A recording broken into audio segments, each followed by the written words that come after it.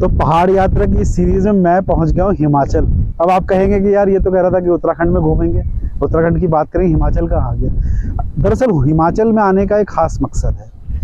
हिमाचल और उत्तराखंड में बहुत सारी सिमिलैरिटीज़ हैं, लेकिन उन सिमिलैरिटीज़ के बीच एक चीज़ है जो हिमाचल को ख़ास बनाती है, वो है हिमाचल का सेब। तो अब हम आए हैं, ये जगह जो है इसे अणु कहते हैं। यहाँ पर आप देखेंगे हिमाचल उद्यान विभाग का ये पौध केंद्र है और यहाँ पर पौध पर काम होता है।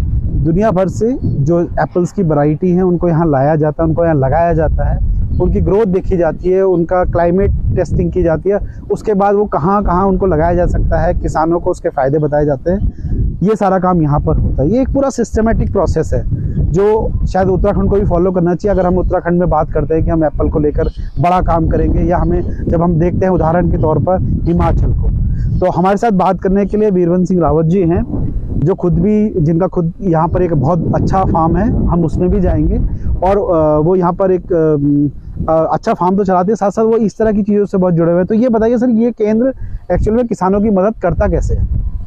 ये गवर्नमेंट का फार्म है, हिमाचल प्रदेश का उद्यान विभाग का एक फार्म है। यहाँ पर विदेशों से नई से नई प्रजातियाँ लाई जाती है, उनको यहाँ पर टेस्ट किया जाता है कि ये प्रजाति हमारे एरिया के लिए, हमारे डिस्ट्रिक्ट के लिए, हमारे एरिया के लिए कितनी सूटेबल है, इसमें कैसा फल लगेगा, किसी भी प्रजाति में कैसा फल लगेगा, कैसा उसका वॉल्यूम निकलेगा, कैसा शेप होगा, क्या किस समय पर वो आएगा, फ्रूटिंग हमारी आएगी। इन सब चीज़ों को टेस्टिंग हम पहले इस फार्म की जाती है। जब ये यहाँ पर फार्मिंग एक बार हम टेस्ट कर देते हैं गवर्नमेंट डिपार्टमेंट वाले, उसके बाद इस प्रजाति को लोगों तक वितरित किया जाता है। इसके साइन वुड या इसके प्लांट तैयार करके लोगों तक वितरित किए जाते हैं। लोगों को भी यहाँ दिखाया जाता है कि भाई ये वाला प्लांट है, इसकी इस टाइप की फ्रूटिंग है, इसका ये शेप है और इसका ये वाला कलर है। तो लोग, ताकि लोग जब लेने से पहले अपने आप को सेटिस्फाइड कर दे कि ठीक है भाई, हम लोगों ने जो प्लांट लिया है वो कैसा प्लांट लिया है। आप तो खुद उत्तराखंड से हैं, हाँ, कई सालों से यहाँ पर हैं। आप क्या देखते हैं दोनों स्टेट में एप्पल को लेकर अप्रोच में? हम उत्तराखंड में बात करते हैं एप्पल विजन की, लेकिन जो स्टेट की जो अप्रोच होनी चाहिए उसमें कहीं ना कहीं जो है वो डिफरेंस दिखता है कि दोनों की अप्रोच में बहुत अंतर है। किसानों को जिस तरह से ये फ़ायदा दे रहा है, उत्तराखंड में कहाँ कमी देखते हैं आप? देखिए, ये हमारा जो ये इस टाइप के फार्म हमारी बेसिक नीड है। ये उत्तराखंड में हर डिस्ट्रिक्ट में या बल्कि हर ब्लॉक में ये होने चाहिए, ताकि फार्मर वहाँ देखे कि मुझे क्या लगाना है, कैसे प्लांटेशन किया जाता है, कितनी उसकी डिस्टेंस होनी चाहिए।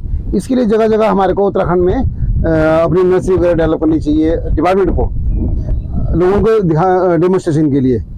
ये इन चीज़ों का अभी तक स्टेट में बहुत ज़्यादा अभाव है। हमारे को स्टेट के अंदर में कहीं पर भी, इवन हमारा जो निदेशालय है वहाँ भी इस ढंग की आपको सुविधाएं नहीं मिलेगी कि भी हर वैरायटी के बारे में पूरी की पूरी अगर जानकारी आपको चाहिए तो ये होना अति आवश्यकता है, क्योंकि हमारे स्टेट में लोगों को सेब का बहुत अभी ज्ञान नहीं है।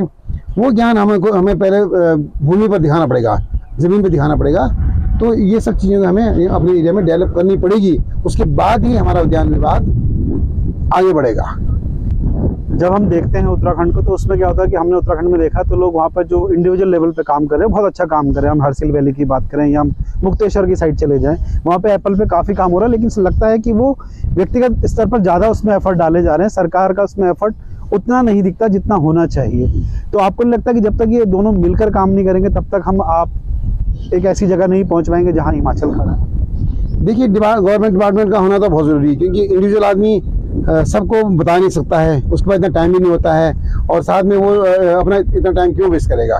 इसीलिए डिपार्टमेंट बनता है कि डिपार्टमेंट बने और वो अपने फार्म बनाए, लोगों को दिखाए, ट्रेनिंग दे वहाँ पर, जिसने कोई भी चीज़ पूछ ली तो उनसे क्लियर करे। तो ये सब चीज़ें स्टेट में होनी चाहिए। कई लोग ऐसे भी हमारे स्टेट में मैंने देखा कि जो लोग चाहते हैं कि हमारे फार्म में आए, पर हर आदमी का हो सकता है कि अपने फार्म में लोगों को ना घुसना दे, क्योंकि इसमें कई प्रॉब्लम आती भी है। अगर हर आदमी बगीचे में घूमता रहेगा मान लीजिए, तो कई छोटे मोटे डिस्टर्बेंस भी आता रहता है, आदमी भी बिजी हो जाता है अपने काम से। ये सारा काम जितना भी है ये गवर्नमेंट का काम है। एक बड़ी अच्छी चीज़ मैं देख रहा हूँ, वहाँ पे छोटे छोटे मधुमक्खियों वाले जो बॉक्सेस होते हैं वो रखे हुए हैं, तो उनकी क्या यूटिलिटी है खासकर इस तरह की जगहों पर? एप्पल में बिना पॉलिनेशन के एप्पल नहीं हो सकता है। बिल्कुल ठीक है, हमारे यहाँ एप्पल में मेल फीमेल प्लस पॉलिनेटर, 3 चीज होनी चाहिए। मेल प्लांट भी होना चाहिए, 33% मेल प्लांट मिनिमम होना चाहिए, फीमेल प्लांट तो होंगे जिसमें फल लगता है। उसके अलावा बिना पॉलिनेशन मधुमक्खी के पॉलिनेशन नहीं होता है। आप चाहे कितना मेल लगा दीजिए, कितना फीमेल लगा दीजिए। तो मधुमक्खी का हमारे यहाँ बहुत बड़ा रोल है।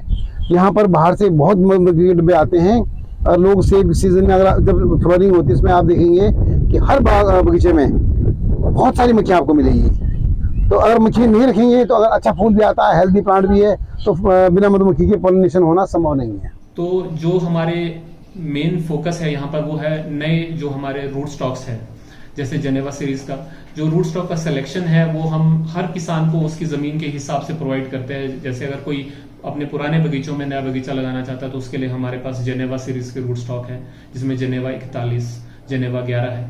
और अगर कोई ठंडे एरिया में बगीचा लगाना चाह रहा है तो हमारे पास बर्ड 118 है और बर्ड 9 है। अगर कोई हाई डेंसिटी में लगाना चाह रहा है तो बर्ड 9 है और बर्ड 118 एक विगरस रूट स्टॉक है। और अगर कोई रिप्लांटेशन सॉइल है तो और विगरस एक पौधा वो लेना चाहता है तो हमारे पास मर्टन 793 है यहाँ पर अवेलेबल। तो इसी तरह से हमारे पास एमला 9, M7, एमला 7, 111, 106, एमला 106, MM 106, ये सारे रूट स्टॉक यहाँ पर अवेलेबल है। तो ये जो प्रोजेनिकम डेमोन्स्ट्रेशन ऑर्चर्ड है ये बहुत मेन रोल प्ले करता है। हम लगभग स्टेट के 7 डिस्ट्रिक्ट्स को प्लांट हर साल यहाँ से प्रोवाइड करते हैं। 7 डिस्ट्रिक्ट्स के किसानों को डायरेक्टली यहाँ से पौधे दिए जाते हैं। और क्योंकि हम उत्तराखंड की भी बाउंड्री से लगा हुआ ये PCDO है तो उत्तराखंड के भी बहुत सारे किसान रेगुलर यहाँ पर सीखने आते हैं कि किस तरह से नर्सरी कल्टीवेट की जाती है, किस तरह से पौधों के ट्रेनिंग सिस्टम डेवलप किया जाता है, किस तरह से उनका स्ट्रक्चर डेवलप किया जाता है। और हमारे पास जो हमारे अराउंड जो ब्लॉक्स है जैसे रोडू है, चिड़गांव है और जुब्बल, कोटखाई, इवन ठियोग, शिमला डिस्ट्रिक्ट्स के मैक्सिमम किसान यहाँ पर ट्रेन होने आते हैं कि वो किस तरह से एप्पल की फार्मिंग को आगे ले जाए। धन्यवाद। तो ये है हिमाचल की सेब की कहानी और ये कहानी हम आपको आगे भी बताएंगे और उसके बाद उत्तराखंड की एक्चुअल स्थिति भी दिखाएंगे, क्योंकि अब हम जब उत्तराखंड जाएंगे तो वहाँ भी जो एप्पल ऑर्चर्ड हैं और जो इस तरह के जो सरकारी संस्थाएं काम कर रही है वो भी देखेंगे कि उस किस तरह से काम कर रही है। लेकिन ये ज़रूर कहना होगा कि यहाँ पर आकर एक चीज़ तो समझ में आती है कि इस तरह की संस्थाएं जब काम करती हैं तो उनसे बहुत कुछ सीखने की ज़रूरत होती है। तो इस यात्रा में आज के लिए इतना ही, आगे सफ़र जारी रहेगा।